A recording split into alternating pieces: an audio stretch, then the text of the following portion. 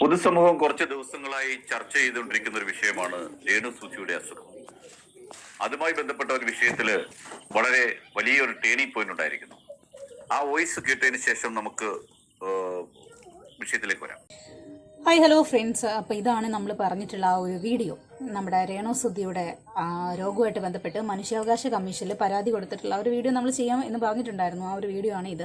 അപ്പോൾ രേണു സുധിക്കെതിരെ ഒരാൾ മനുഷ്യാവകാശ കമ്മീഷനിൽ ഒരു പൊതുപ്രവർത്തകൻ പരാതി കൊടുത്തിട്ടുണ്ട്. പരാതി കൊടുക്കാനുണ്ടായ പശ്ചാത്തലം വേറൊന്നുമില്ല. ഇവരുടെ പ്രവർത്തികളും സംസാരമൊന്നും അവരുടെ രോഗമായിട്ട് ബന്ധപ്പെട്ട് ചേർന്ന് നിൽക്കുന്നില്ല. അപ്പോൾ ആ ഒരു കാര്യത്തിൽ വ്യക്തത വരുത്തുന്നതിന് വേണ്ടിയിട്ടാണ് ഇവർ ഇങ്ങനെ ഒരു പരാതിയായിട്ട് മുമ്പോട്ട് വന്നിട്ടുള്ളത്. എന്താണെങ്കിലും നമുക്ക് പുള്ളിക്കാരൻ്റെ വീഡിയോയ്ക്ക് അകത്തോട്ട് പോകാം. പ്രധാനപ്പെട്ട ഒരു കാര്യം ഇവിടെ പറയുന്നുണ്ട്. ഈ സ്ത്രീക്ക് വയ്യാതിരിക്കുന്ന സമയത്ത് ഇവർ സിനിമാ തിയേറ്ററിൽ പോകുകയും അത്രയും ആളുകളും പല രോഗങ്ങൾ, പല സാഹചര്യങ്ങൾ, പല ഹൈജീനിൽ നിന്ന് വരുന്ന ആൾക്കാരുടെ നടുക്ക് പോയിരുന്ന സിനിമ കാണാനിടയായി എന്നൊക്കെ പറയപ്പെടുന്നുണ്ട്. അത് നമുക്ക് വീഡിയോയുടെ അവസാനത്തിലോട്ട് പറയാം. എന്താണെങ്കിലും പുള്ളി പറയുന്ന ബാക്കി കാര്യങ്ങളൊന്ന് കേൾക്കാം. നമ്മൾ ഇത്രയും ഈ സ്ഥലങ്ങൾ കറങ്ങിയപ്പോ ഒരാൾ പോലില്ലേ, ഒരു കുടുംബത്തിലായിക്കോട്ടെ, പേഷ്യൻസ് ആയിക്കോട്ടെ, ഒരു കീമോ ചെയ്തായിക്കോട്ടെ, സ്റ്റാർട്ടിംഗ് സ്റ്റേജിലായിക്കോട്ടെ, ഒരു ശരിയായിട്ടൊന്ന് സംസാരിക്കുന്ന രീതി നമ്മൾ കാണുന്നില്ല. കടിയോ പിന്നെ ഒരിടത്തില്ല ഒരു സ്ഥലത്ത് ആകെ രേണുവിനെ മാത്രമേ ഞാൻ കണ്ടിട്ടുള്ളൂ. രേണു സുധി എന്ന് പറയുന്ന എന്താണ് അവരെ വിളിക്കേണ്ടത്, സിനിമാ നടിയെന്നോ അല്ലെങ്കിൽ നമുക്ക് എളുപ്പം പറയാം, മുൻ ഒരു ഹാസ്യ താരം സുധിയുടെ ഭാര്യ. അവർ അയാളുടെ മരണശേഷം നിരവധി വിവാദങ്ങളിൽപ്പെട്ട ഒരു സ്ത്രീ. ഭർത്താവിന്റെ ആദ്യ മകനുമായി ബന്ധപ്പെട്ടും ഒക്കെ വിഷയങ്ങളാണ്. ഞാൻ എനിക്കൊന്ന് അവരെ കുറിച്ച് വളരെ തുച്ഛമായ വീഡിയോകൾ മാത്രമേ ചെയ്തിട്ടുള്ളൂ. അവരുടെ ഇപ്പോൾ അവർക്ക് എന്തോ അസുഖമാണെന്ന് പറയും. പത്തനംതിട്ട ജില്ലയിലെ ഒരു ഹോസ്പിറ്റലിൽ അഡ്മിറ്റ് ആവുകയും അവിടെ നിന്ന് കോട്ടയം മെഡിക്കൽ കോളേജിലേക്ക് പോയി ചെയ്തു. കീമോ ചെയ്യുന്ന ഒരു പേഷ്യന്റിന്റെ തലമുടി പൂർണ്ണമായും പോകും. വിഗ് വെക്കാൻ വേണ്ടി ഒന്നും ഇരിക്കത്തില്ല. 2, കീമോ ചെയ്യുന്ന ഒരാള് അവരുടെ ദേഹത്ത് പിടിപ്പിക്കുന്ന മെഡിക്കൽ ഉപകരണം വെച്ച് ഇങ്ങനെ അടിച്ച് പാട്ട് പാടാനോ, ഞാൻ വീണ്ടും ഇതാ വരുന്നുണ്ട്, സബ്സ്ക്രിപ്ഷൻ ചാനലുമായിട്ട് പുറത്തു വരാൻ പോകുന്നു, വീണ്ടും വരും, വീണ്ടും കാണാം മോനെ എന്നൊന്നും പറഞ്ഞ് ഈ ക്യാൻസർ പേഷ്യൻസിന്റെ കിടക്കുന്ന കിടക്കയിൽ ഇരുന്നുകൊണ്ട് വീഡിയോ റെക്കോർഡ് ചെയ്യാനോ അത് അപ്ലോഡ് ചെയ്യാനോ ഒന്നും സാധിക്കില്ല എന്നുള്ളതാണ് ഒരിക്കലെങ്കിലും RCC പോയിട്ടുള്ള ആൾ മനസ്സിലാക്കുന്നത്. എന്നെ കേൾക്കുന്ന പലരും RCCയിൽ പോയിട്ടുള്ളവരോ അല്ലെങ്കിൽ രോഗികളെ കാണാൻ പോയിട്ടുള്ളവരോ കുടുംബത്തിലോ എവിടെയെങ്കിലും ഒക്കെ ക്യാൻസർ പേഷ്യൻസ് ഉണ്ടാവും. ഇത് നിങ്ങൾ താരതമ്യം ചെയ്ത് നോക്കണം എന്ന് മാത്രമേ എനിക്ക് അക്കാര്യത്തിൽ പറയുള്ളൂ. അദ്ദേഹമായിട്ടുള്ള സംഭാഷണം സ്വകാര്യമായ സംഭാഷണത്തിന്റെ ചില ശകലങ്ങളായതുകൊണ്ടാണ് പൂർണ്ണമായും കേൾപ്പിക്കുന്നത്. അദ്ദേഹത്തിന്റെ പേര് സാഹിർ കണ്ണൂർ എന്നാണ്. ഇദ്ദേഹം ഒരു പൊതുപ്രവർത്തകനാണ്. ഇദ്ദേഹം ഇപ്പോൾ ഒരു സംശയമായിട്ട് മുമ്പോട്ട് വന്നിരിക്കുന്നു.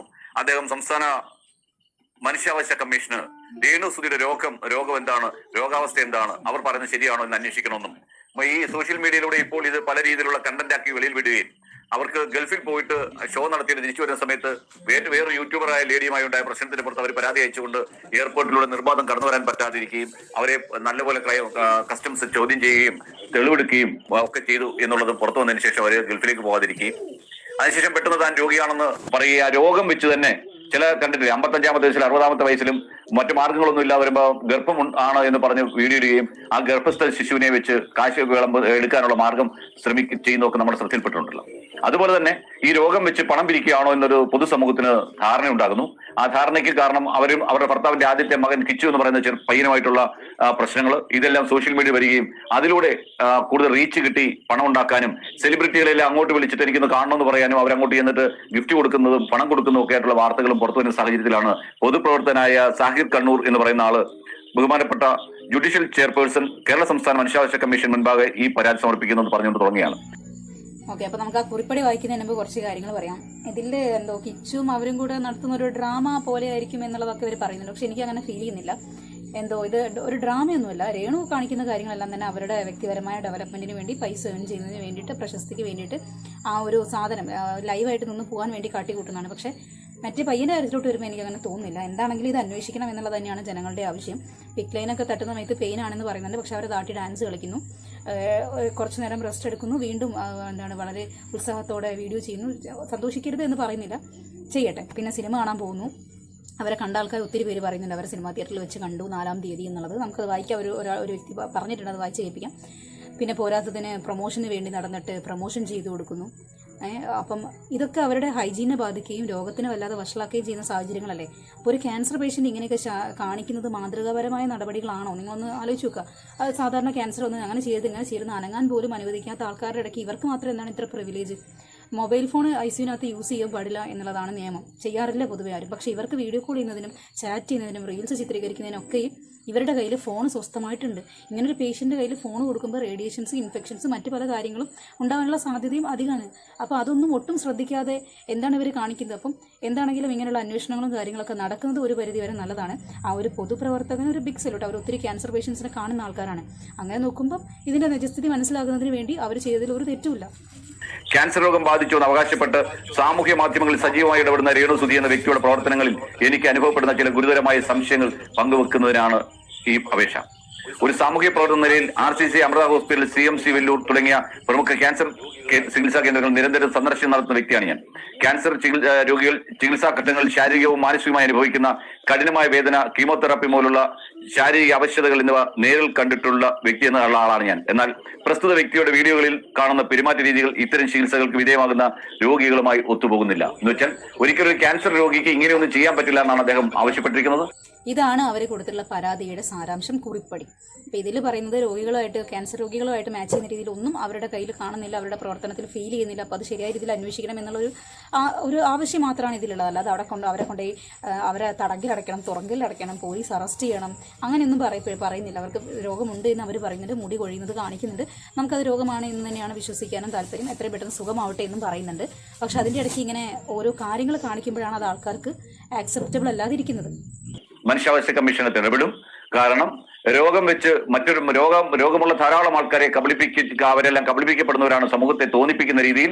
സെലിബ്രിറ്റിയാണെന്ന് സ്വയം അഹങ്കരിച്ചുകൊണ്ട് ഒരു സ്ത്രീ കാണിക്കുന്ന കുടിലതയാണോ ഊടായ്പാണോ ഇതെന്നുള്ളതാണ് അദ്ദേഹത്തിന്റെ സംശയം. ആ സംശയം ന്യായമാണ്. ഈ സംശയം ഇവരെ ശ്രദ്ധിക്കുകയും ഇവരുമായി ബന്ധപ്പെട്ട പല വിഷയങ്ങൾ കാണുമ്പോഴും തോന്നിയിട്ടുണ്ട്.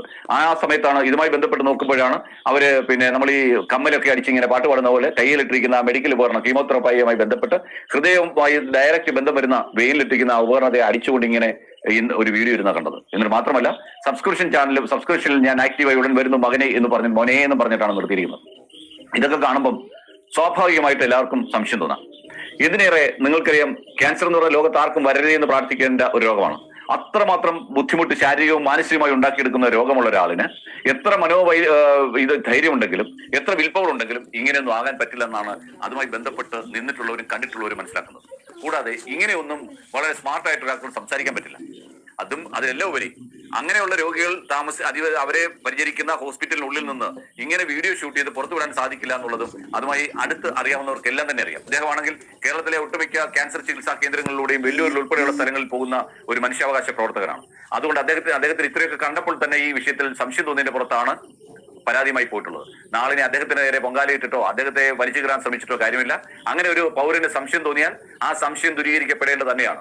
അത് സർക്കാർ ഉദ്യോഗസ്ഥന്റെ ആയാലും സാധാരണ പൗരന്റെ ആയാലും. ഇങ്ങനെ പൊതുജനത്തിന്റെ പണം അടിച്ചു മാറ്റാനോ അല്ലെങ്കിൽ തന്റെ ചാനലിന് ഹൈപ്പ് കിട്ടാനോ അമ്മയും മകനും തമ്മിലുള്ള അഡ്ജസ്റ്റ്മെന്റ് പുറത്തത് അവർ തമ്മിലുള്ള ദേഷ്യവും വൈരാഗ്യവും ഒക്കെ പുറമേ കാണിക്കുകയും ഉള്ളിൽ നമ്മളിത് സബ്സ്ക്രൈബ് ചെയ്യുകയും സബ്സ്ക്രിപ്ഷൻ ചാർജിൽ പൈസ ഇടുകയൊക്കെ ചെയ്തതിനു ശേഷം അവരുടെ വരുമാനം വർദ്ധിക്കുന്നതിൽ അവരോർത്ത് സന്തോഷിക്കുകയാണ്, നമ്മളെയൊക്കെ പറ്റിച്ചല്ലോ എന്നുള്ളത്. ആ പറ്റിയത് പാടില്ല എന്നുള്ള രീതിയിലാണ് അദ്ദേഹം ഇങ്ങനെ ഒരു നടപടിയായി മുമ്പോട്ട് പോയിരിക്കുന്നത്.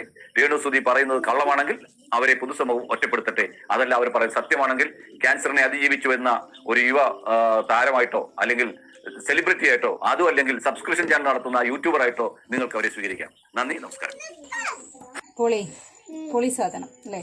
അവിടെ വളരെ വ്യക്തമായിട്ട് ആൾക്കാർക്ക് മനസ്സിലാവുന്ന രീതിയിൽ കാര്യങ്ങൾ പറഞ്ഞു തന്നിട്ടുണ്ട്. ഇപ്പോൾ ഞാൻ ഈ ഒരു വീഡിയോ അപ്ലൈ ചെയ്യുന്നതിൻ്റെ ഇടയ്ക്ക് ഇൻട്രപ്റ്റ് ചെയ്ത് സംസാരിക്കാഞ്ഞതും നിങ്ങൾക്ക് കാര്യങ്ങൾ വ്യക്തമായി മനസ്സിലാവട്ടെ എന്ന് കരുതി തന്നെയാണ്. ഈ ഒരു വീഡിയോ കണ്ട സമയത്ത് അത്രയും ഫലമില്ലാത്തൊരു സംശയം എനിക്കും തോന്നി. അപ്പോൾ ഇവരുടെ മുടി കൊഴിയുന്നതെല്ലാം കണ്ടപ്പോൾ ഞാൻ കരുതിയിരുന്നത് യാഥാർത്ഥ്യമാണ് എന്നുള്ളതാണ്. പക്ഷേ ഇതിൽ പറഞ്ഞ കാര്യങ്ങൾ വെച്ചിട്ടൊന്നും ഇങ്ങനെ ടാലി ചെയ്ത് നോക്കുന്ന സമയത്ത് ഞാനും കരുതി, അയ്യോ നമ്മൾ പറ്റിക്കപ്പെടുകയാണോ, എന്തെങ്കിലും രീതിയിൽ അഡ്ജസ്റ്റ്മെൻറ്റുകളാണോ എന്നും അറിയത്തില്ല. അവരുടെ സഹോദരി നേഴ്സാണെന്ന് പറയുന്നുണ്ട്. ഇനി പുള്ളിക്കാരീൻ്റെ വക വല്ല സഹായവും. സാധാരണയായിട്ട് സഹോദരിമാരോട് സ്നേഹമുള്ള പാരൻസ്, സഹോദരിമാർ, അച്ഛനമ്മമാരൊക്കെ എന്താ ചെയ്യുക, മക്കൾക്ക് എന്തെങ്കിലും രോഗം ഉണ്ടാകുമ്പോൾ അവരെ മാക്സിമം ഫോണൊന്നും കൊടുക്കാതെ അവരുടെ ആരോഗ്യം നോക്കുന്ന രീതിയിൽ അവരെ കെയർ ചെയ്ത് കൊണ്ടുനടക്കും. ഇവിടെ എനിക്ക് തോന്നുന്നു ഇവർ വലിയ കെയറിംഗ് ഒന്നും കൊടുക്കുന്നില്ല എന്നുള്ളതാണ്. അവരുടെ റീൽസ് ചിത്രീകരണം, പ്രൊമോഷൻ, ഹെയർ എക്സ്റ്റൻഷൻ്റെ ഒരു പ്രൊമോഷൻ വീഡിയോ ചെയ്തിട്ടുണ്ട്. സിനിമയ്ക്ക് പോയി എന്ന് കണ്ട് കുറേ പേര് അത് പറയുന്നുണ്ട്. അപ്പം ഒട്ടും ശ്രദ്ധയില്ലാതെയാണ് ഒരു രോഗിയെ ഇവരുടെ കൂടെ ഇവർ കൊണ്ട് നടക്കുന്നത്. അവർ രോഗിയാണെങ്കിൽ കേട്ടോ.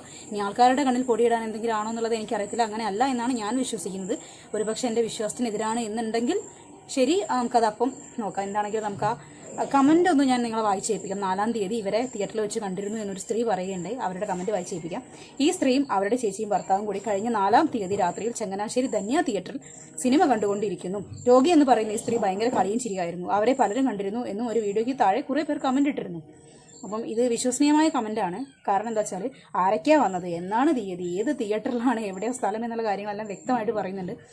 അപ്പോൾ ഒരു പേഷ്യൻ്റ് ആയതുകൊണ്ട് കളിക്കണ്ട ചിരിക്കണ്ട അങ്ങനത്തെ കാര്യമൊന്നും പറയുന്നില്ല. പക്ഷേ സിനിമാ തിയേറ്റർ പോലുള്ളൊരു സ്ഥലത്ത് ഒത്തിരി അത്ര ഹൈജീൻ ആയിരിക്കില്ല. ഒരുപാട് പേര് പല സ്ഥലത്തു നിന്ന് വരുന്നവരായിരിക്കും. അതിൽ രോഗമുള്ള ആൾക്കാരുണ്ടാവും. അപ്പോൾ ഈ പനി ജലദോഷം പോലെയുള്ള ചെറിയ ചെറിയ സാധനങ്ങൾ ഇവർക്കും പെട്ടെന്ന് ഇൻഫെക്ഷൻ വഴി കിട്ടും. അപ്പോൾ ഒട്ടും ശ്രദ്ധയില്ല എന്നുള്ളത് സാരം. അപ്പോൾ ഇതിൻ്റെ താഴെ ഒരുപാട് പേര് കമൻ്റ് ഇട്ടിട്ടുണ്ട്. അറിഞ്ഞു കണ്ടു എന്നൊക്കെ പറഞ്ഞിട്ട്. ഇപ്പം മറ്റേ പുള്ളിക്കാരൻ പറഞ്ഞ പോലെ തന്നെ അവർ രോഗം കാട്ടിയ ആൾക്കാരെ കബളിപ്പിക്കുകയാണെങ്കിൽ ഒറ്റപ്പെടുത്തട്ടെ. അവർക്ക് ശരിക്കും രോഗം ഉണ്ടെന്നുണ്ടെങ്കിൽ ആൾക്കാർ മുഴുവൻ അവരെ സപ്പോർട്ട് ചെയ്തിട്ട് വലിയ സിനിമ നടിയോ വലിയ സെലിബ്രിറ്റിയോ ആരാന്ന് വെച്ചാൽ ആയിക്കോട്ടെ, അവരിഷ്ടം പോലെ. നിങ്ങളുടെ വിലയേറിയ അഭിപ്രായങ്ങൾ നിങ്ങൾ കമൻറ്റ് ചെയ്യുക. മറ്റൊരു വീഡിയോ കാണുന്നതുവരെ ബൈ.